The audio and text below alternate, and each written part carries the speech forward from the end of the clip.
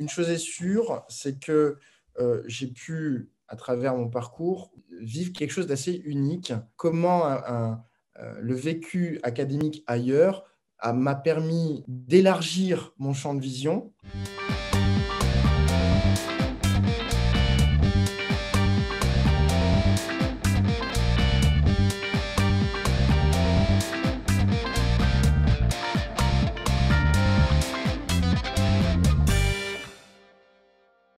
Je m'appelle Samy Rimini, je suis né dans les Hauts-de-France, dans une commune très charmante qui s'appelle Arras.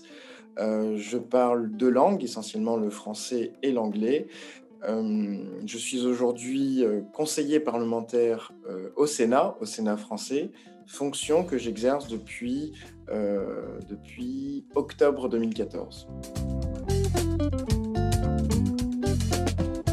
Après une année passée à Vancouver, où j'ai étudié l'anglais, j'ai décidé de rester au Canada et donc de repartir dans un système scolaire francophone. Et je me suis inscrit à l'université de Trois-Rivières pour poursuivre un baccalauréat en administration des affaires. Curieusement, je suis tombé sur un enseignant qui m'a dit « Votre place n'est pas ici, vous devriez aller en sciences politiques, voire en sciences économiques. » Et m'a vivement recommandé le département sciences économiques, sciences politiques de l'Université de Montréal, l'UDEM. Après quelques hésitations, parce que je ne voulais pas perdre mes crédits obtenus à l'UQTR, j'ai tout de même décidé de suivre ce conseil, qui aura été probablement le conseil le plus fondateur dans ma vie, dans mon parcours académique et professionnel. Et c'est la raison pour laquelle je me suis inscrit à l'UDEM, qui a été une expérience iconoclaste et assez unique dans mon parcours. Durant mon parcours à l'UDEM, il fallait effectuer un stage. L'histoire est assez drôle. J'avais rencontré un étudiant français à l'UDEM, lequel avait déjà effectué un stage au sein d'une institution politique en France et plus précisément au Sénat. Au cours de notre discussion, il m'avait fait savoir qu'il était possible de réaliser des stages au Sénat français et je me suis dit, banco, pourquoi pas, avec son appui, j'ai pu réaliser ce stage en France. Durant cette aventure académique à l'UDEM, j'ai le souvenir d'un échange avec un enseignant qui avait une approche qui était un peu différente de celle que j'avais pu rencontrer, en tout cas en France ailleurs, parce qu'il laissait place à la nuance et laissait place au discernement de l'étudiant. C'est-à-dire mécaniquement, on présentait une théorie, mais dans son cours, on avait le droit de la torturer. On avait le droit de la manipuler, de la contester. Et ça, c'était assez fondamental parce qu'on est sur un enseignement qui laisse la place à votre interprétation. J'essaie de poursuivre dans cette philosophie de pensée. Comme je le disais, étudiant à l'UQTR, et j'avais la chance de jouer avec l'équipe de football. On va rester dans la dialectique et respecter dans l'équipe de soccer. Et un soir, les joueurs locaux nous disent « Bon, ben voilà, on vous invite dans un restaurant. » Ils me disent « Voilà, il y a une poutine typique à Trois-Rivières, il faut y aller au Stratos. » Alors la poutine, grande découverte, on nous présente les choses vaguement, on sent le secret, on se dit « Waouh, on va découvrir un plat typique, certainement atypique. » L'adjectif, on va le conserver, et le plat arrive. Première observation, pourquoi ce plat ? M'a-t-on puni ? Qu'est-ce que c'est cet ensemble de pommes de terre noyées dans une sauce à la couleur curieuse et des morceaux de fromage dont on ne sait pas si c'est de la tome, du camembert, bref.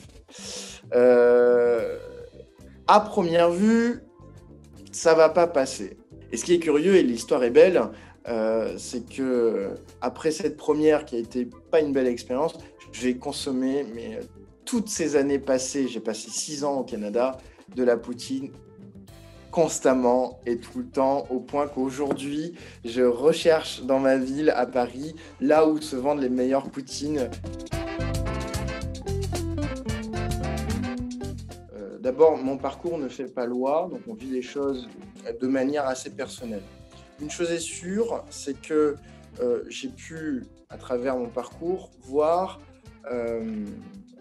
vivre quelque chose d'assez unique.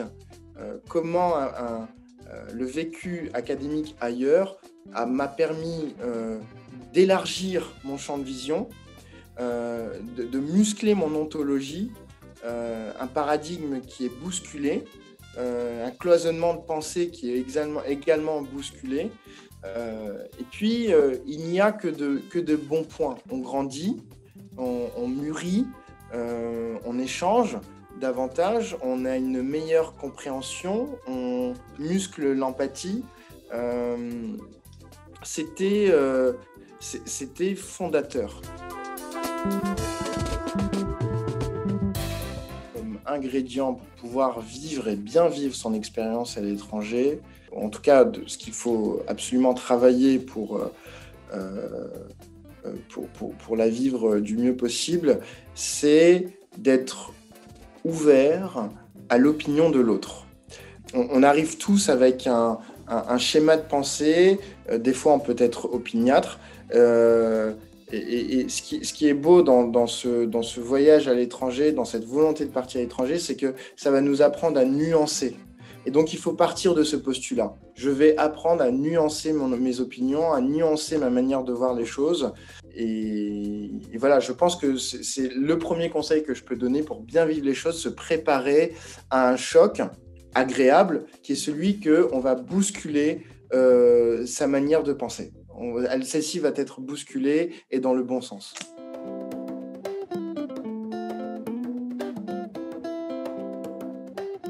Alors, très amicalement et avec beaucoup d'humour, il faut se préparer à l'utilisation du double pronom personnel dans une même phrase.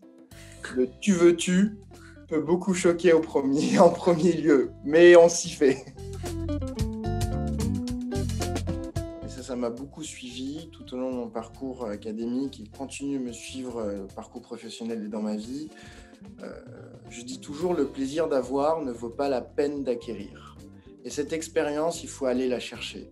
Et elle va demander des efforts, mais c'est tellement beau au final que ça vaut la peine de transpirer, voilà, pour aller la chercher. Et la deuxième citation, elle est connue de tous, en tout cas au Québec, c'est « Je me souviens ».